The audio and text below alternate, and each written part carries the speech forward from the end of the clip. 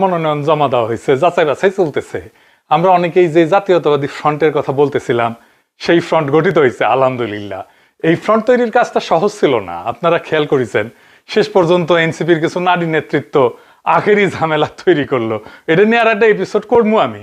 এটা জাতীয় ইস্যু নিয়ে আমরা কাজ করতেছি, আর হুদাই কিছু আজাইরা ইস্যু নিয়ে আমাদের পুরো প্রসেসটাকে বাগড়া দিয়ে নষ্ট করার চেষ্টা করেছে। ফ্যাসিবাদ বিরোধী কঠিন কষ্টকর রাজপথের সংগ্রামে যারা অংশগ্রহণ করেনি, তেমন চালাক চতুর মানুষদের আইনে উচ্চ পদে বসাইলে কি পরিণতি হয় সেটা এনসিপি হারে হারে টের পেতেছে। আমাদের কথা তো আগে শুনে নাই।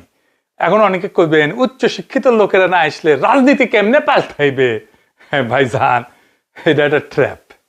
রাজনীতি কর্পোরেট জব না, রাজনীতি ইউনিভার্সিটির মাস্টারি না, রাজনীতি ডাক্তারি করে না, ইঞ্জিনিয়ার করে না, ইউনিভার্সিটির ফ্যাকাল্টি না, উচ্চশিক্ষা রাজনীতির বিকল্প না। রাজনৈতিক বৈধতা আসে